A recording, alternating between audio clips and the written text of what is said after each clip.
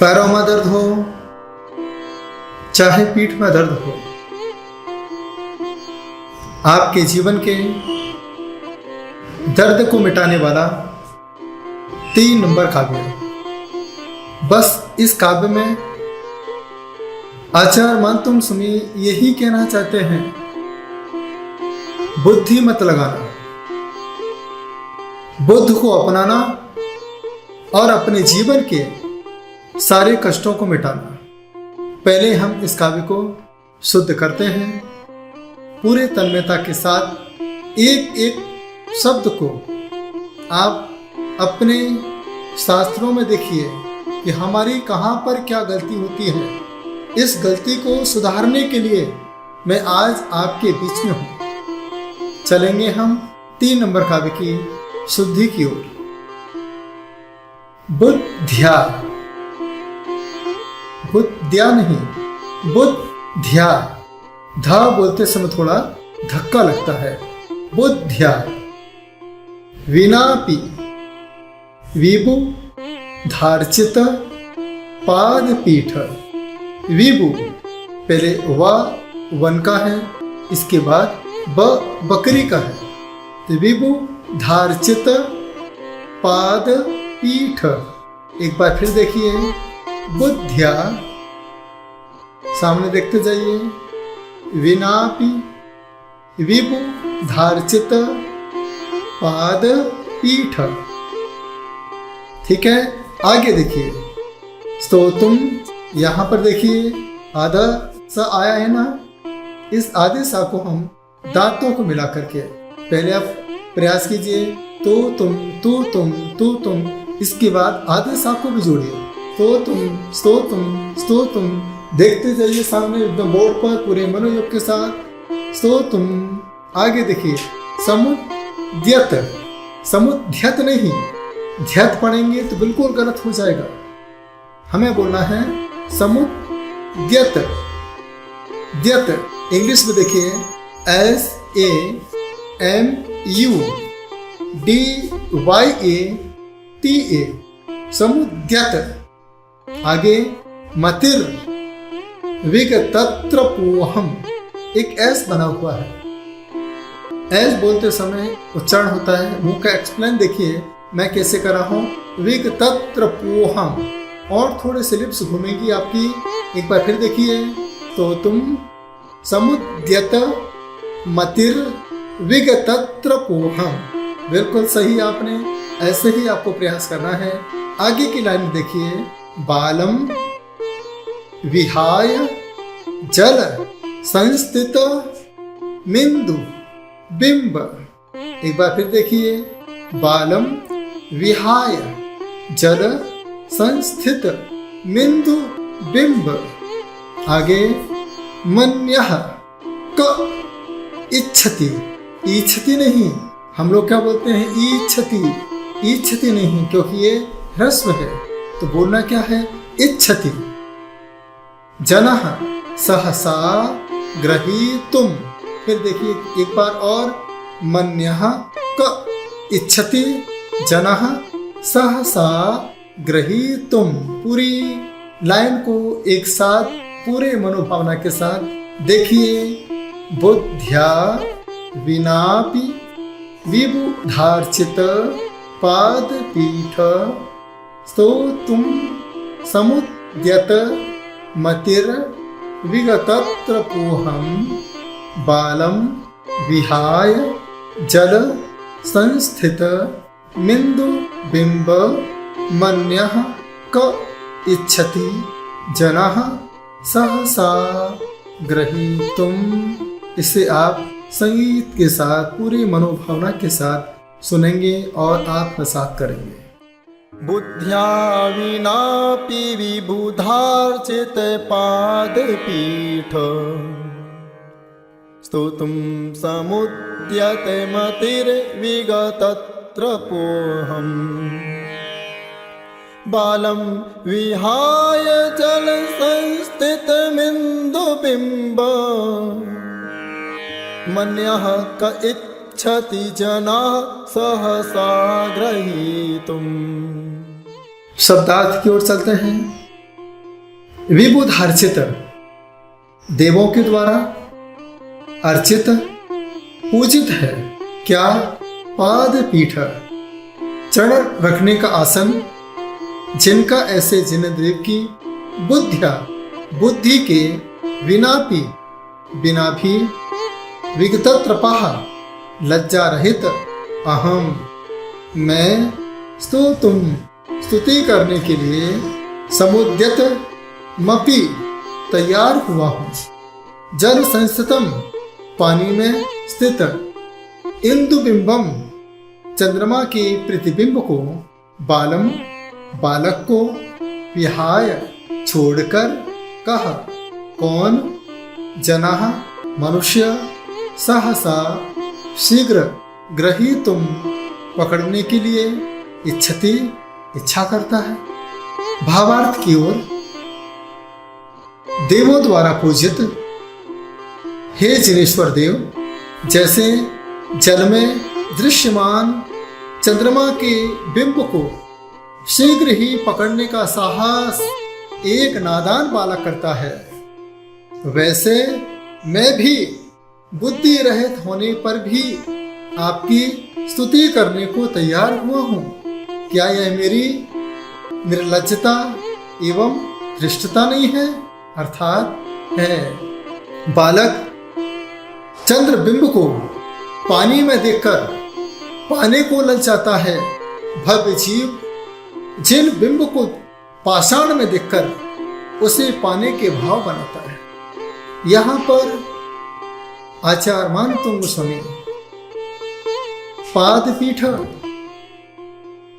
क्योंकि पाद पीठ, हे प्रभु, जिस भूमि पर आपके चरण पड़ जाते हैं वह भूमि भी पूजनीय हो जाती है। उसी भूमि की देवों के द्वारा पूजा होने लगती है। आप सम्य शिखर जी जाते हैं, शिखर जी की टॉप पर एक भी भगवान की मूर्ति नहीं है, वहाँ सिर्फ पाद पीठ है और पाद पीठ ही आपके पापों का प्रक्षालन करती है, आपके पापों का शमन करती है। जब प्रतिमाएं होती हैं वहाँ पर हम रूप के दर्शन करते हैं, जहाँ पर पाद पीठ होती है वहाँ पर हम प्रतिमाओं के आत्म स्वरूप के दर्शन करते हैं। एक आत्म स्वरूप की पाद पीठ, और जहाँ पर संत के चरण पड़ जाते हैं वह भूमि भी अपने आप में पावन हो जाती है। जब आपके घरों में संत के आहार होते हैं, आहार होने के पहले आप पाद प्रक्षालन करते हैं। ये पाद प्रक्षालन ही आपके पापों का प्रक्षालन करता है, आपके जीवन के सारे कष्टों को, सारी परेशानियों का शमन करता है। इसी भावना के साथ यहाँ पर आचार्य मानतुंग गोस्वामी कहते हैं कि जब हम आपके स्वरूप की आराधना करते हैं उस समय हम बुद्धि नहीं लगाते हैं, सिर्फ हम आत्म ध्यान में लीन होकर के उस स्वरूप के आकार को निराकार में देख करके अपने आनंद के अनुभव को जागृत करते हैं। ऐसे भाव अब यहाँ पर देखिए, सामने से नन्हा सा बालक देखिए, सामने एक नन्हा सा बालक जिस प्रकार से शाम का समय हो और पूर्णिमा का चांद निकलता हो, और पूर्णिमा के चांद के समय जब एक कांसे की थाली में चांद का प्रतिबिंब पड़ता है, वह बालक उस प्रतिबिंब को देख करके, खिलौना समझ करके उसे पाने का बार बार प्रयास करता है, बार बार उसके लिए जिद करता है, मुझे यही खिलौना चाहिए, यही खिलौना चाहिए। इसी खिलौने को पाने के लिए वह बच्चा बार बार होता है। इसी प्रकार से इस युग में, इस पंचम काल में हमने आदिनाथ को तो नहीं देखे हैं, लेकिन जब हम परमात्मा के जिन बिंब को देखते हैं, जिन बिंब को देख करके, अभिषेक करके, पूजन करके, उनका स्पर्श करके बार बार उसे पाने का साहस करते हैं, उसे अपना बनाने का साहस करते हैं, तो जिस प्रकार से वह बालक चांद के लिए जिद करता है, उसी प्रकार से भव प्राणी परमात्मा के मंदिरों में जाके पाषाण को देख करके उसे पाने की अनुभूति करता है, और इसी अनुभूति से ही उसे अपने अंदर के आत्मा का सुख प्राप्त होना प्रारंभ हो जाता है। तो यहाँ आचार्य मानतुंग गोस्वामी ने बहुत गहरी बात कही है। जब हम सूर्य के साथ चलते हैं तो आपके जब सूर्य सामने हुआ करता है तो परछाई पीछे एक काला शैडो बनाती है, एक काला रूप बनाती है। लेकिन जब हम अपने चेहरे को पानी में देखते हैं तो उस पानी में चेहरा आपको अपने आप स्पष्ट दिखाई देता है। व्यक्ति कितना भी गोरा क्यों ना हो, लेकिन परछाई में सभी एक जैसे काले दिखाई देते हैं। और जो पानी में अपने रूप को देखता है उसका चेहरा एकदम साफ सुथरा दिखाई देता है। मैं आपसे यही कहना चाहता हूँ, इस काव्य के माध्यम से आप भाव बनाइए। आचार्य मानतोंग स्वामी यहाँ पर कितनी बड़ी भावना रखते हैं कि हे भगवान, मैं तो बुद्धि के बिना काम कर रहा हूँ, क्योंकि आप तो बुद्ध हैं।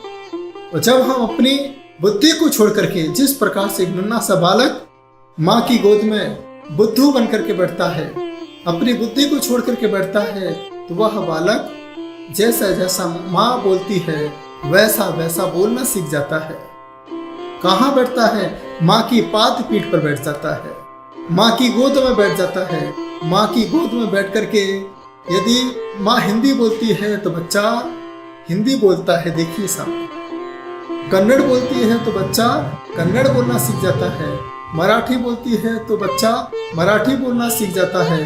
तमिल बोलती है तो बच्चा तमिल बोलना सीख जाता है। इंग्लिश बोलती है तो बच्चा इंग्लिश बोलना सीख जाता है, क्योंकि वह बच्चा माँ की गोद में बैठा हुआ है, माँ के एक एक उच्चारण को सुन रहा है। और एक एक उच्चारण को सुनकर के वह आत्मसात करता है, वह माँ की वाणी को आत्मसात कर लिया करता है। इसी प्रकार से जो भक्त भगवान के प्रतिमा के सामने बैठ करके, भगवान के पाद पीठ पर, भगवान के स्थान पर बैठ करके आत्म ध्यान, आत्मचिंतन या जिनवाणी का स्वाध्याय करता है, जिनवाणी का पठन करता है, एक न एक दिन वह जिनवाणी उनकी निज वाणी हो जाती है। आत्मा के अंदर की अनुभूति कराने वाली वह जिनेन्द्र भगवान की वाणी उसको आत्म साक्षात्कार कराती है। तो आज यह काव्य आपसे यही कहना चाहता है, चरण को पकड़ो, आप आत्म स्वरूप को प्राप्त हो जाओगे। लेकिन जब तक हम निराकार स्वरूप की ओर नहीं जाएंगे तब तक हम अपने आत्मा को पहचान नहीं पाएंगे। इस भावना के साथ यह काव्य जुड़ा हुआ है। इसकी आराधना कैसे करें, इसको हम अपने अंदर आत्मसात कैसे करें, इसके लिए एक आसन होता है जिसका नाम होता है बालासन। आपने बच्चों को देखा होगा कैसे होते हैं, घुटने के सहारे। आप देखिए घुटने के सहारे एक बच्चा जब आगे बढ़ता है, आगे बढ़ने के बाद थोड़ा ऊपर देखता है, फिर नीचे देखता है। इस मुद्रा को देखते जाइए कि बच्चा किस प्रकार का एक एक्टिंग कर रहा है। उसी प्रकार से आपको आसन बनाना है। इस आसन का नाम है बालासन। बालासन के साथ आगे बढ़ते जाइए और इस काव्य को आप सुनते जाइए। बैक जो म्यूजिक चल रहा है, रिदम चल रहा है, धुन चल रही है, इसी धुन में इससे आपको घुटने में आराम मिलेगा, आपके हाथों में ताकत आएगी। जिनके हाथ में झुंझुनी आती है, हाथ कपकपाते हैं, उनके लिए बहुत अच्छा आसन है। इस आसन के साथ आप चलिए, 2-4 कदम चलते जाइए, उसके बाद बच्चे के जैसा बैठ जाइए। बच्चे के जैसा बैठने के बाद फिर आप पद्मासन लगा लीजिए। पद्मासन लगाने के बाद फिर इस प्रकार से भगवान के जैसे मुद्रा बना करके आंखों को बंद कर लीजिए। गहरी श्वास लीजिए, गहरी श्वास। इस काव्य को पूरे मनोभावना के साथ सुनते जाइए और इसी धुन के साथ सुनते जाइए। पैरों के पदचाप की आवाज देखिए, एक एक शिखर जी के चरण पादुकाओं को देखते जाइए, महसूस करते जाइए। स्वर्ग के सारे देव उन पाद पीठ की पूजा कर रहे हैं और मैं भी पाद पीठ की पूजा करके अपने पापों का प्रक्षालन कर रहा हूँ। एक बालकवत होकर के अपने अंदर परिणामों को निर्मल कीजिए।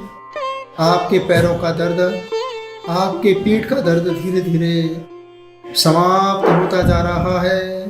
गहरी श्वास एक बार और लीजिए और इस काव्य को आत्मसात कीजिए